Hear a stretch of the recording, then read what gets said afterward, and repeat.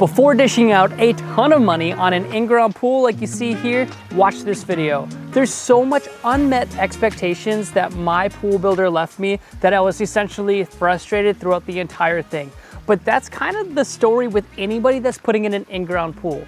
If you ask around, anybody that's actually done it will probably say, don't do it. It's terrible. Don't even try. But I think really the big issue is the pool builder did not explain the process properly. Now, they didn't explain it properly to us, so our $79,000 pool only cost me $130,000. Let me first tell you guys the process of putting in the pool because they do not explain this very well. So what's the first step? You need to start with a survey. A survey is going to get you all of the points around your property so that you can properly tell how much green space you're gonna have. If you're gonna cut a big hole and put a bunch of concrete out there, do you have enough green space to even let your city approve all of this that's about to go on? So that costs about $2,000 to do the survey, and you should do that on your own. So just something to look out for. If your pool builder does not include the survey, you do need to have a reserve of funds. Once the survey is complete, you're gonna drop the plans. They're gonna do that for you, but you can give them suggestions along the way. Do you want a freeform shape? Do you just want a rectangle? It's really up to you, but then you also have to decide, what kind of pool do you even want? Behind me, I've got a PebbleTech pool. A PebbleTech and a gunite pool is probably one of the best pools that you can purchase. It's going to last a very long time. If you want to go the little cheaper route, there is a liner pool. That is essentially the same process. It's still concrete, but then they put in a liner that gets replaced every 5 to 7 years. If you watch my other video, you know that cheap people buy things twice, and I've had a really bad experience throughout this entire house by buying things twice. So I went with the PebbleTech. You can also do a drop-in pool that's a lot cheaper. It's already like a fiberglass frame, and then they just dig a hole, plop it in, do the plumbing, and you're good to go. So your site plan is done, your plans are now made, you have to grab these, bring them to the city, and then you have to get the city's approval to build the pool. Once it's placed exactly where you want it, they're gonna dig the pool. They're gonna dig it out, and they're probably just gonna throw the dirt around the pool. Now the pool does have to sit 2 feet higher or 3 feet higher than you probably expect, so plan for your entire backyard to be raised higher than you expected. Now right away, they're gonna start doing plumbing, so you'll see some other trenches with plumbing going all the way to wherever you wanna put all of your pool equipment. Then they will do rebar. They're going to rebar the whole entire frame of the pool so that way it can get ready for shotcrete. If you're doing the PebbleTech or the gunite, this is kind of how it works. Shotcrete is like concrete and they shoot it. It's super simple. They're gonna spray it all over the rebar until it forms the pool. Once the shotcrete is complete, you get to pick out the tile, and this is the fun part because you get to do the tile that's all the way around and the coping, which is the edge of the pool.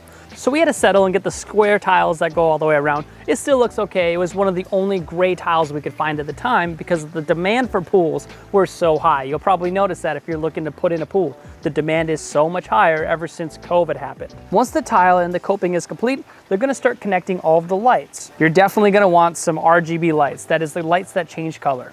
They're gonna do a bunch of other wiring like connecting all the rebar to make sure that your ground contact is complete. But once all that garbage is done, you get to pick out the outside. Now, I just did concrete and I totally regret it. I would much rather have done pavers. However, it was not in the budget at the time.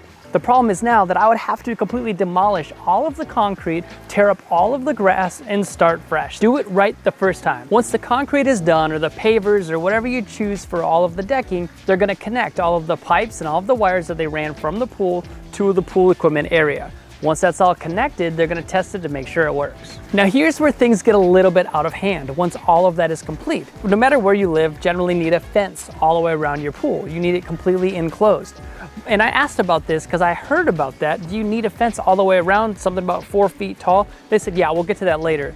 Essentially, they wanted me to sign the dotted line and get to this point. Well, now they're telling me that the city is going to charge you thousands of dollars if you don't put that fence up right now. But you left me in the dark for how long? This is just something that you might have to deal with. Figure out the fence before you build the entire pool. A fence can be thousands of dollars depending on how big it gets, so just put that into your budget before you start. Otherwise, you could really get fined from the city and it's a bad deal. Another thing to think about is they've got tractors, skid steers, bobcats the entire time out here. And are they going to put grass down? No. So unfortunately, that's also on you.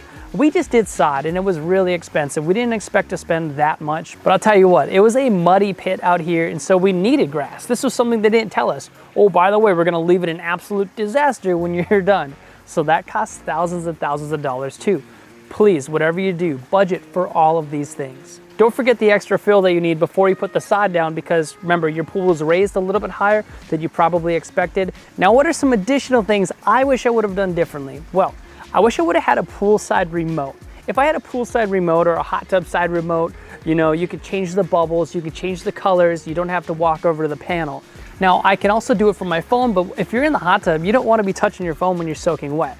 Another thing too is you want a heater. Please do not do this without getting a heater for your pool. You're not going to use it if it's really cold. If it's 50 degrees in there, you're hardly ever going to use it. You're only going to use it a few months in the summertime. Another thing to think about is you do have to maintain the pools. It could be up to $400 a month depending on how many chemicals they need to put in. I put in a saltwater swimming pool. You can do a chlorine too, but it seems like everybody is doing the saltwater from here on out. So after all of that, if you guys just set aside some extra funds for all these additional charges that your contractor probably isn't telling you about, you should be good to go. Hopefully you guys are now kind of experts, because that's really all it takes to build a swimming pool. It's a lot less complicated than people make it out to be.